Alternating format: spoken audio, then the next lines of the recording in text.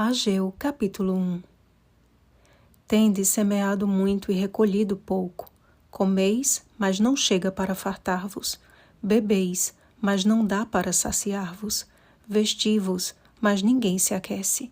E o que recebe salário, recebe-o para pô-lo num saquetel furado. Versículo 6.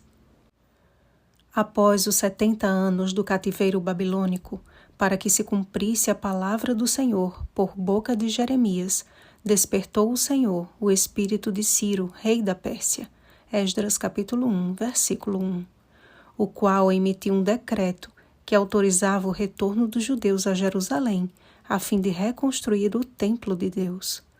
Retornar a Jerusalém, contudo, significava abrir mão de tudo o que haviam conquistado em Babilônia. Mesmo na condição de exilados, muitos haviam adquirido muitos bens e viviam de forma confortável na terra estrangeira. Voltar para um país destruído e a incerteza quanto ao que os aguardava fez com que muitos dentre o povo permanecessem em Babilônia e apenas um pequeno grupo regressasse. A reconstrução do templo tornou-se o objetivo de vida daquele povo, de forma que, lançados os alicerces do templo, houve um ajuntamento solene com muitos cânticos. Os mais idosos, porém, ao lembrar da glória da primeira casa, choraram em alta voz. Esdras capítulo 3, versículo 12. Ao ver apenas um alicerce, onde antes havia um belíssimo templo. As manifestações de alegria e de choro se misturaram em vozes que puderam ser ouvidas de muito longe. Mesmo em face da autorização de Ciro, os judeus remanescentes encontraram muitas limitações e sérios problemas na reconstrução do templo. Homens maus se levantaram e impediram o povo de continuar a obra. Inicialmente, houve um período de grande tristeza e desânimo, mas com o passar do tempo, os judeus se ocuparam na construção e embelezamento de suas próprias casas, esquecendo-se do propósito pelo qual haviam retornado. Ainda que empenhados em se estabelecer em Jerusalém e seus arredores, com o mesmo padrão de vida adquirido em Babilônia, suas tentativas eram frustradas. Pareciam ter muito, mas nunca estavam satisfeitos. Plantavam muito e colhiam pouco, e os assalariados nunca recebiam o bastante para suprir as necessidades de suas famílias. Todos estavam ocupados demais para buscar o Senhor. Nesse tempo de letargia e indiferença, Deus levantou os profetas Ageu e Zacarias, a fim de ajuntar o povo novamente e despertá-lo para o que realmente era importante. Mesmo em face das ameaças inimigas, aquele remanescente deveria manter em mente a fiel mensagem do Senhor: Eu sou convosco. Há um cativeiro hoje, do qual já fomos libertos pelo decreto do Rei dos Reis. Está consumado. João capítulo 19, versículo 30. Jesus assinou com o seu sangue a nossa carta de alforria e nos promete: E eis que estou convosco todos os dias até a consumação do século. Mateus capítulo 28, versículo 20. Mas também há um inimigo que, ao perceber o esforço de muitos no propósito de fazer a vontade de Deus, cria barreiras e impedimentos a fim de causar desânimo, desviando-os da fé para as coisas corruptíveis deste mundo.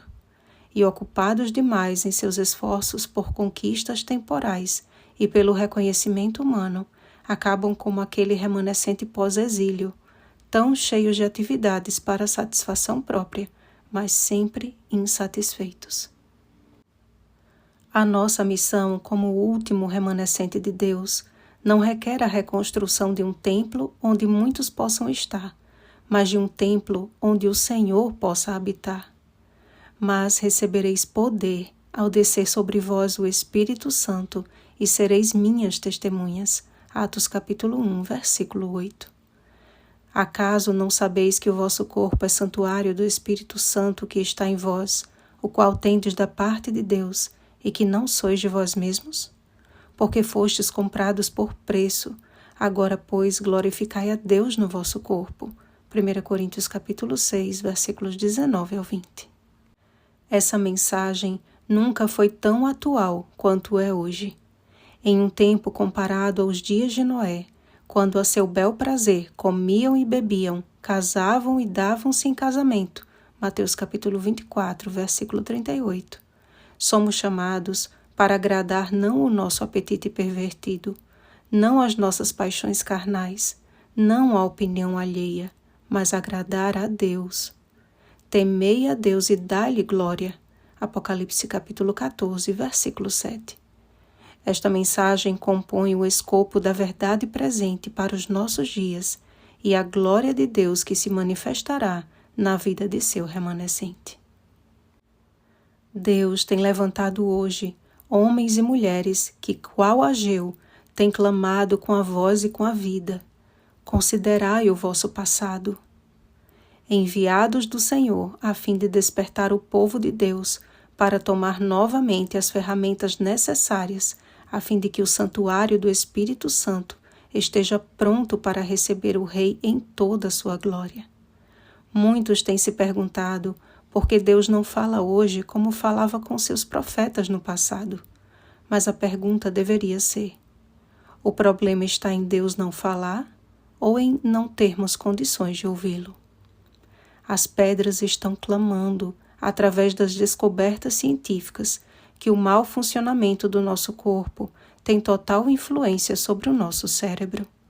E se a nossa mente está afetada pelos prejuízos que causamos ao nosso corpo, como poderemos discernir com clareza a suave voz do Espírito? O objetivo principal da mensagem de saúde não se trata, portanto, amados, de uma fuga das doenças ou de um meio para sermos salvos, e sim de glorificarmos a Deus através de um corpo são e uma mente esclarecida. Portanto, quer comais, quer bebais, ou façais outra coisa qualquer, fazei tudo para a glória de Deus. 1 Coríntios capítulo 10, versículo 31.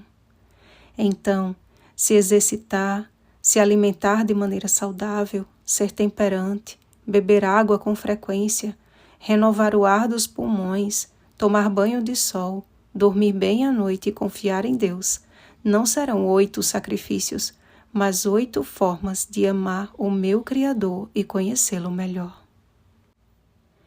Em um mundo escravizado pelos costumes que têm destruído o corpo e a mente e afastado multidões da vida eterna, experimente esta verdade presente de preparar-se para ser um templo cheio do Espírito Santo. Oremos, amados. Pai Santo, muitos de nós temos trocado as bênçãos da Tua presença e de andar segundo a Tua vontade por uma vida segundo os costumes e mau uso do tempo que tem tornado este mundo um lugar cada vez mais difícil de se estar. Tem misericórdia de nós, Senhor. Necessitamos desesperadamente do batismo do Espírito Santo. A ira do inimigo tem aumentado. Suplicamos que renove as nossas forças e o nosso ânimo, na certeza de que ao final das provas receberemos a recompensa de morar com o nosso Salvador para sempre. Envia teus anjos com o tatalar de suas asas, nos concedendo o refrigério do alívio. Reveste-nos da tua armadura, que é Cristo em nós, e nós te oramos, no nome e pelos méritos dele, que por nós verteu seu sangue na cruz do Calvário. Amém. Vigiemos e oremos. Bom dia, templos do Espírito Santo.